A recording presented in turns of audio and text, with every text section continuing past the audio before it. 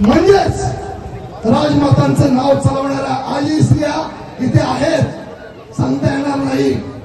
मित्रांनो, मी सांगेन कोण कविता बोलतोय. सिंहासनावर बसली तरी जनतेत राहिली, सिंहासनावर बसली तरी जनतेत राहिली, राजमाता होऊनी आईसारखी वागली, राजमाता होऊनी आईसारखी वागली. दीनदुबळ्यांच्या अश्रूंना तिने दिला आधार, दीन दुबळ्यांच्या अश्रूंना तिने दिला आधार. अहिल्याबाईंच्या कार्याने संपूर्ण भारत उजळला. मित्रांनो, सोपं नाही आहे ही संस्कृती चालवणं, हे टिकवणं सोपं नाही आहे. आजच्या युगामध्ये आपण विचार करतो की काय असावं, कसं असावं. आज आपण स्त्रियांच्या बाबतीत विचार केला. बघा, मुलांना तरुणांना वाटतं की आपल्या आई बाबांनी काय कष्ट केले. सर्व मुलं बोलतात आपण आमच्यासाठी तुम्ही काय केलं आजच्या युगामध्ये.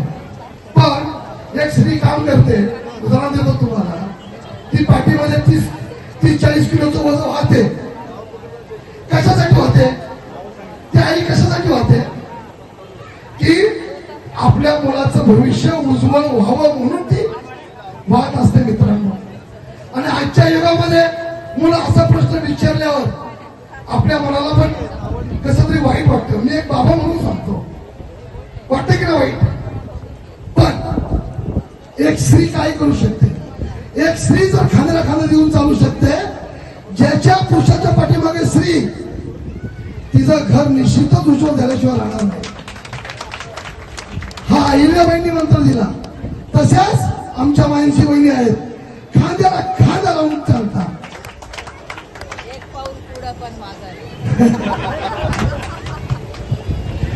आपण पाहतो की अहिल्याबाईंच्या बाबतीत आपण पाहिलेलं आहे. गोरगरीब असो, शेतकरी, कामगार, विधवा महिला, समाजातील वंचित घटक यांना त्यांनी आधार दिला. आज आपण सामाजिक न्यायाची चर्चा करतो. अहिल्याबाईंनी तो प्रत्यक्ष कृतीतून दाखवलेला आहे. त्यांच्या राज्यात कोणी उपाशी राहिला नाही. त्यांनी जनतेची काळजी घेतली, विधवांना सन्मानाने जगण्याचा अधिकार दिला, महिलांना निर्णय प्रक्रियेत स्थान दिलं. म्हणजे आज 50-50% जे आहे ना, ते अहिल्याबाईंमुळे होत. आपण हे लक्षात घ्या. आज वारंवार आपण विचार करतो की भारताचे पंतप्रधान विरासत आणि विकास यांचा उल्लेख करतात. त्यांनी सुद्धा काशीनाथ सारखं मंदिर, बद्रीनाथ केदारनाथ ही जी मंदिर आहेत त्यांना सुशोभित करण्याचं काम केलं, त्यांच्यापर्यंत रस्ते न्यायचं काम केलं. ते कोणाच्या जीवावर केला? त्यांना हा इतिहास त्यांनी वाचला आणि हा इतिहास घेऊन ते पुढे चाललेले आहेत. म्हणजेच अहिल्याबाईंचा इतिहास पुढे चालवण्याचं त्यांनी काम केलेलं आहे.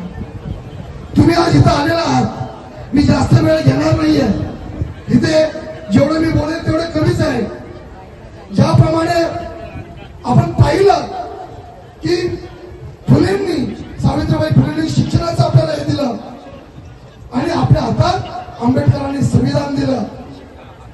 शिका, संघटित व्हा, संघर्ष करा आणि संघटित व्हा.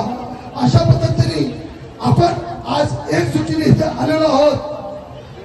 आणि अशीच एकजूट तुमच्यात ठेवा आणि एकजुटीनेच आपण पुढे जाऊया.